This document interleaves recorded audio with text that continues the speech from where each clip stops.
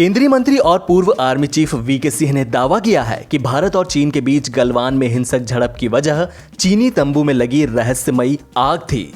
VK Singh का कहना है कि अचानक लगी आग से भारतीय सैनिक भड़क उठे थे। उनके मुताबिक यह कह पाना मुश्किल है कि चीनी सैनिकों ने तंबू में क्या रखा हुआ था जिससे वह आग लगी। हालांकि वीके सिंह का यह दावा अब तक सामने आ रही बात से थोड़ा अलग है।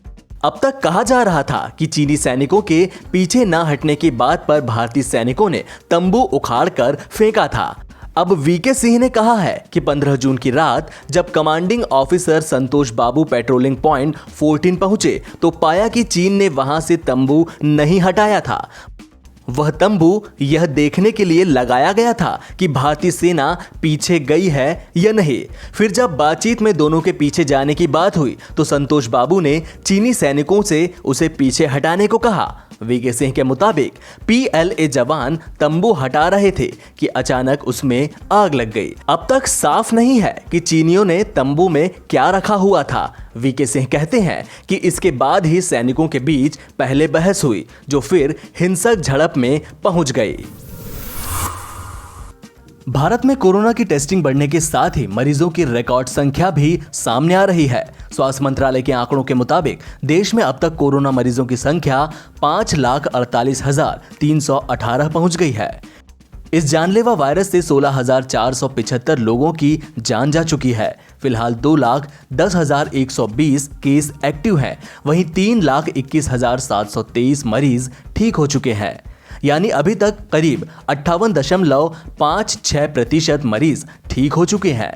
पिछले 24 घंटे में 380 लोगों की मौत हुई है, जबकि 19,459 नए केस सामने आए हैं। यह लगातार 5वां दिन है जब कोरोना वायरस से संक्रमित लोगों की संख्या 15,000 से ऊपर पहुंची है। कोरोना वायरस से बढ़ते मामलों को देखते हुए मध्य प्रदेश और उत्तर प्रदेश में भी घर घर सर्वेक्षण करने की घोषणा की गई है।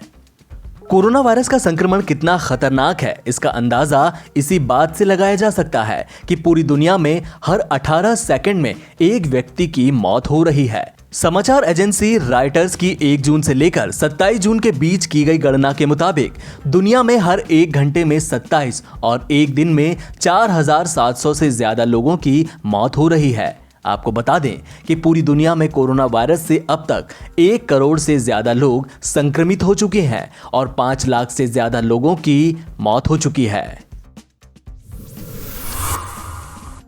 महाराष्ट्र में कोरोना वायरस संक्रमित मरीजों के इलाज के लिए प्लाज्मा थेरेपी सुविधा केंद्र का उद्घाटन होने जा रहा है। ऐसा दावा किया जा रहा है कि यह दुनिया का सबसे बड़ा प्लाज्मा थेरेपी सेंटर होगा। कोविड-19 से संक्रमित मरीजों का इलाज यहां प्लाज्मा थेरेपी से किया जाएगा। राज्य में प्लाज्मा थेरेपी कोविड-19 के रोगियों को स्वस्थ करने में सफल रही है। ट्रायल के दौरान दावा किया गया है कि यहां 10 में से 9 मरीज प्लाज्मा थेरेपी से ठीक हो रहे हैं। मुंबई के लीलावती अस्पताल में पहली प्लाज्मा थेरेपी सफल रही थी। उसके बाद मुंबई में ही BYL नायर अस्पताल में एक अन्य रोगी पर दूसरा प्रयोग किया जा रहा है। उसके बाद लगातार यह प्रयोग सफल रहा है। ऐसा दावा किया जा रहा है कि यहां प्लाज्मा थेरेपी 10 मरीजों में से 9 मरीजों पर कारगर हो रही है। सोमवार को शुरू होने वाले ट्रायल के दौरान 500 मरीजों को प्लाज्मा थेरेपी की डोज दी जाएंगी। ऐसा बताया जा रहा है कि इस ट्रायल के लिए महाराष्ट्र सरकार ने 70 करोड़ रुपए का बजट जारी किया था।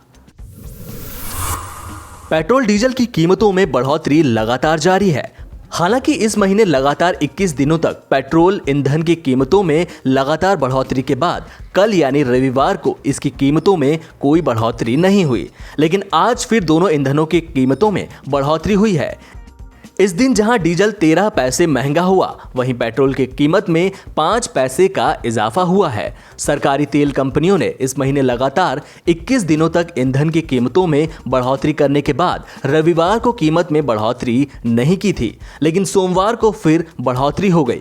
दिल्ली में पेट्रोल की कीमत रविवार के 80 रुपये 38 पैसे से 5 पैसे बढ़कर 80 रुपये 43 पैसे पर चली गई।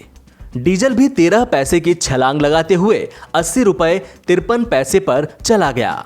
यहां कल ही डीजल की कीमत 80 रुपये 40 पैसे थी। पिछले कुछ दिनों से दिल्ली देश का पहला राज्य बन गया है जहां पेट्रोल से महंगा डीजल है।